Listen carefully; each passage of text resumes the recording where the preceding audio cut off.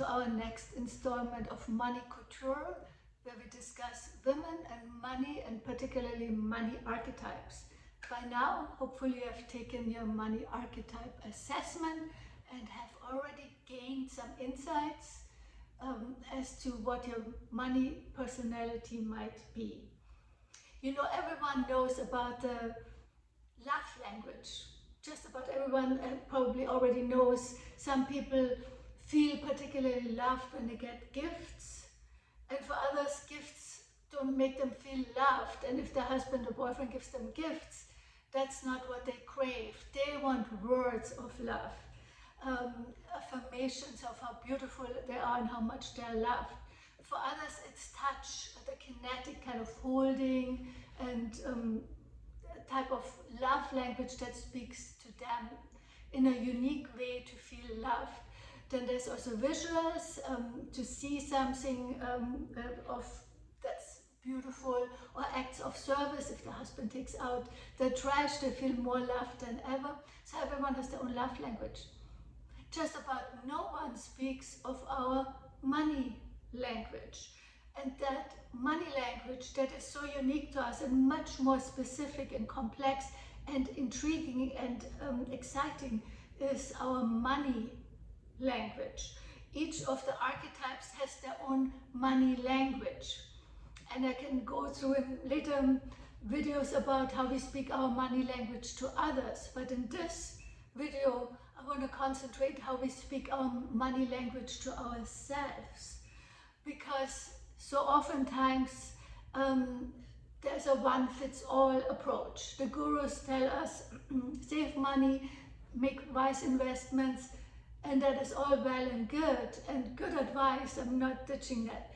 But for women in particular, we might be more complexly structured.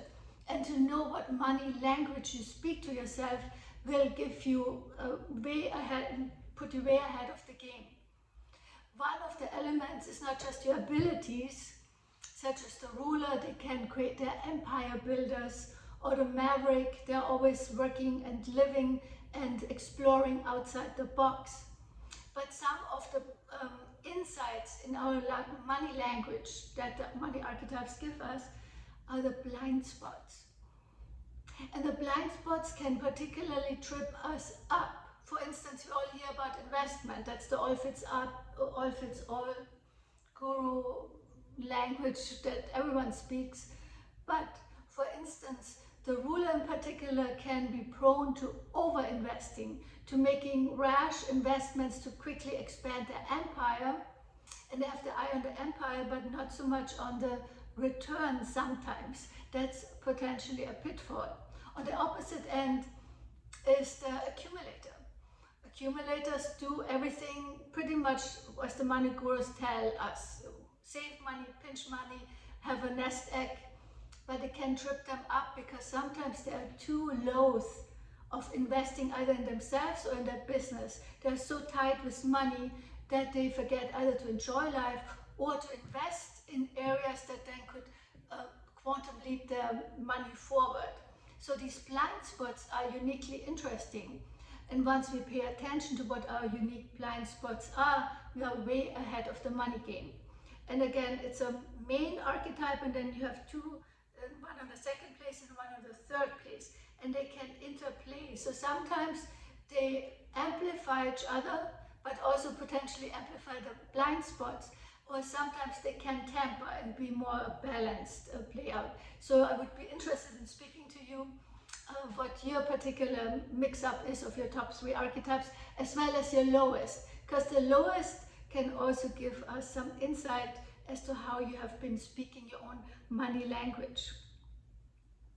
So taking the money assessment is really just the first step, exciting step, but the first step into an expansive and rewarding and enriching in every level of the meaning of enriching journey with our money language. Money is also a relationship, and again, women have been told to invest in their love relationships, whether it's romantic or family, but have often been called implicitly or explicitly to avoid, to abuse, to downplay their relationship with money. It's really a relationship, a dynamic relationship. And so the money archetypes will allow you to enrich that relationship and speak to your money in a language. Once you understand your own money language, you then can cultivate that and actually enrich that relationship and your finances. And then finally, I want to say something, because so many people feel money is not spiritual. And I'm a Christian, so for instance, the Bible speaks in many, many, many verses to be a good steward of our money, one, and to increase. To increase, not to just sit flat, think only of the three talents given. Those of you are familiar. The one who increases is rewarded. The one who buries their talent and just returns what he already had is punished. So increase is written in the Bible and in spiritual principles. And so speaking our money language is a conduit for us to increase. And the Bible also always deals with us as individuals. We are created as unique personalities and individuals. You've all heard that even every snowflake is different. There's not one snowflake exactly the same, much more so with humans. So why not take advantage of that and learn what money language you speak to your own personality that is so unique, rather than trying to fit yourself into this lowest denominator, one fits all kind of category. So if that speaks to you, if you would like to know more about it, DM me.